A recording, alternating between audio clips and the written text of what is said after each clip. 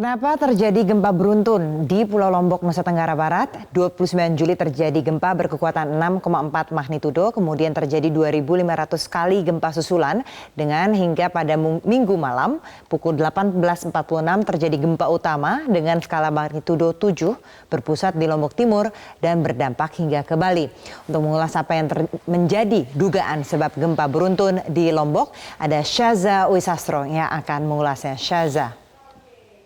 Ya, Andini, terima kasih pemirsa. Dalam waktu 1 pekan mulai tanggal 29 Juli 2018 terjadi 2 gempa besar yang mengguncang Lombok. Pada awalnya 29 Juli ini terjadi gempa mencapai 6,4 magnitudo dan dalam sela-sela hingga mencapai puncaknya kemarin 5 Agustus dengan skala mencapai 7 magnitudo ini terjadi rangkaian gempa berturut-turut dan menurut BMKG mencapai 2.500 gempa yang mengguncang Pulau Lombok. Dan akibat gempa yang terjadi selama 1 pekan ini korban berjatuhan 93 orang diantaranya telah diidentifikasi meninggal dunia oleh BNPB dan 236 diantaranya mengalami luka-luka, bahkan ribuan orang di Lombok dan juga Bali ini harus terpaksa mengungsi dan kerugian material pun belum dapat terkalkulasi karena ribuan bangunan ini rusak dan juga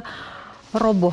Dan memang menurut BNPB, konferensi pers yang dilakukan oleh Humas BNPB Sutopo Purwonugroho pada hari ini menyatakan bahwa korban meninggal dunia yang berjatuhan ini sebagian besar diakibatkan oleh tertimpa reruntuhan bangunan karena dampak dari gempa sebesar skala 7 magnitudo ini memang berdampak kepada konstruksi bangunan, retak pada bangunan dan bahkan rubuh jika konstruksi bangunan tersebut kurang baik. Dan yang perlu digaris bawahi di sini adalah gempa tidak terjadi satu kali. Bangunan-bangunan yang berada di utara Pulau Lombok ini tidak hanya terguncang satu kali kemarin pada Minggu malam, namun sudah terguncang selama 1 minggu. 2.500 kali gempa terjadi dan 2 diantaranya ini adalah gempa besar.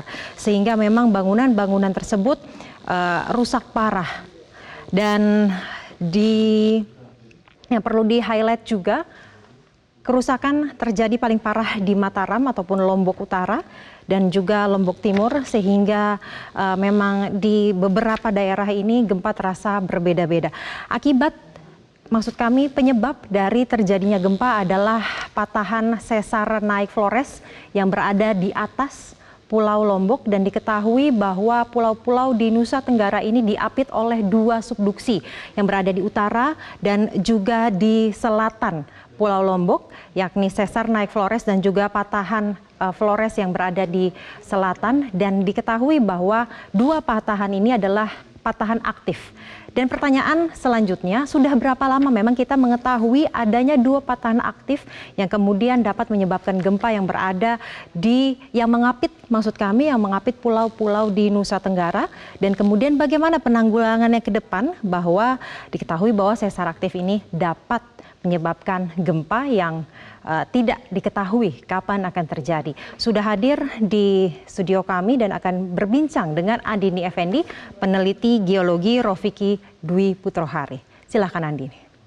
Ya, saya sudah bersama dengan Mas Rofiki Dwi Putrohari, ini Ketua Ahli Geologi 2011-2014. Mas Rofiki, kalau kita lihat ini patahan yang mengapit Pulau Lombok dikatakan menjadi sebab terjadinya gempa pada hari Minggu malam. Tadi kita baru berbicara di sini. Jadi sebenarnya patahannya itu tuh posisinya ada di mana? Oke, patahannya itu yang di selatan itu yang disebut sebagai gempa patahan subduksi yang dari selatan, yang dari Australia itu. Kemudian ini yang kemarin ini yang berada di utaranya yang kita sebut sebagai patahan Flores. Nah, 2 patahan ini saling bertemu dan salah satunya menyebabkan terbentuknya Pulau Lombok, Pulau Flores, kemudian juga Pulau Bali dan sebagainya. Jadi memang pulau-pulau ini sebenarnya diapit oleh 2 buah patahan besar. Oke, jadi NTT, NTB dan Bali memang rawan dengan gempa ini. Berapa panjang ya patahan ini? Kalau patahan yang selatan untuk yang subduksi memang sampai ribuan kilo, tapi yang ini mungkin sekitar 500 kilo. Yang di sebelah utara. Dan ini aktif terus, memang dia bergerak terus. Betul. Plate tektoniknya atau gerakan tektoniknya di sini terus bergerak.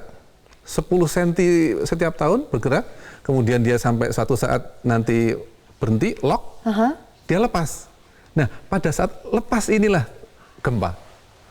Jadi karena ini bergerak 10 cm setiap tahun, kemudian terus sampai dia akhirnya kekunci, nggak bisa lagi bergerak, dia lepas. Nah, lepas inilah yang disebut sebagai gempa. Kalau pas lagi lepasnya itu di ujung di sini pas di laut, airnya kan keangkat. Ketika airnya keangkat, inilah yang menyebabkan tsunami. Jadi mekanismenya seperti itu. Jadi garisnya itu, garis patahannya itu di laut, posisinya ada di laut? Garis patahannya di laut. Kemudian bidang patahannya itu sampai di bawah Pulau Lombok. Nah, kemarin itu pusat gempanya berada di bawah Pulau Lombok. Pusat gempanya, makanya disebutkan gempa di darat. Tetapi displacementnya atau dislokasinya karena dia panjang, kemudian di ujung sinilah yang bergerak. Jadi sebenarnya displacing-nya itu ada di laut, begitu? Displacing-nya di laut, tapi pusat gempanya karena secara mekanika itu ada di bawah pulau, ya disebut sebagai gempa darat.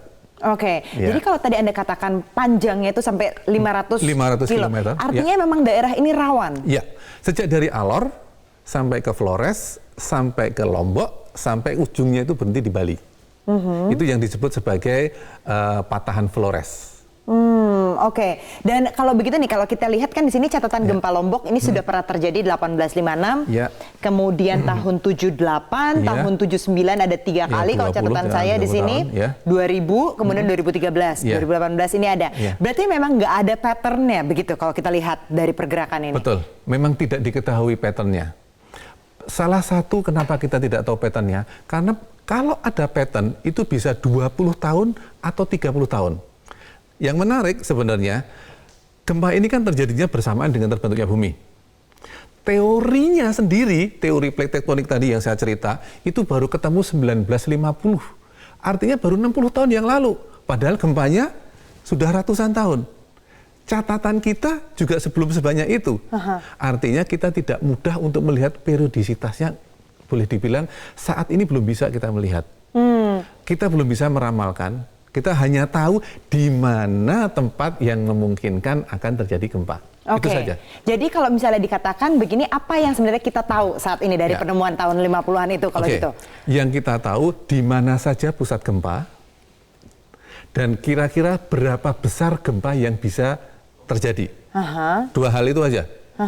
Kapan terjadinya dan berapa yang dikeluarkannya itu kita nggak tahu. Potensinya kita tahu bahwa katakanlah tadi saya cerita pergerakannya kan selama setahun 10 cm. Nah, selama 10 cm seandainya dia itu maksimum bisa nahan 2 meter saja, artinya kan setiap 200 tahun terlepas. 200 tahun terlepas. Tapi catatan kita kan belum sampai 200 tahun. Dan ini tidak bisa di-stop gitu, memang akan terus bergerak begitu kan? Terus bergerak. Ada nggak yang memicu pergerakan itu? Nah, yang memicu itu sebenarnya macam-macam. Ada salah satunya seandainya kita ada kayak misalnya ada jendolan kecil lah. Terkunci kan? Terus dia terlepas. Pas lepasin tadi. Nah, pas pelepasan ini macam-macam. Ada yang menduga karena misalnya pergerakan bulan. Ketika kita tadi terkunci, kemudian ada gaya tarik bulan, ini mungkin saja dia memicu. Tapi tidak satu-satunya. Banyak hal yang masih menjadi PR. Karena teorinya sendiri juga baru 50 tahun yang lalu. Ilmu kita belum nyampe sampai mampu untuk memprediksikan sampai level kapan terjadi itu belum bisa. Oke, ini makin menarik ini pembahasan. Tapi kita harus break terlebih dahulu. Tetaplah bersama kami. Anda masih menyaksikan Breaking News, saya langsung ajak Anda untuk bergabung dengan Biro Bandung. Sudah ada Mas Irwan Melano, ini adalah peneliti geodesi gempa bumi dari ITB. Mas Irwan, mungkin bisa dijelaskan sebenarnya kalau kita bicara soal gempa di kawasan Lombok, NTB, begitu sebenarnya seberapa rawan sih di kawasan Nusa Tenggara Barat ini? Ya, selamat malam Mbak. Bahwa kita sudah melakukan penelitian sejak beberapa tahun terakhir. Kita publikasi di 2 jurnal tahun 2016 dan 2017 kita publikasikan, dan akhirnya kita bisa mendefinisikan adanya sumber gempa dari mulai utara Bali, utara Lombok, utara Flores sampai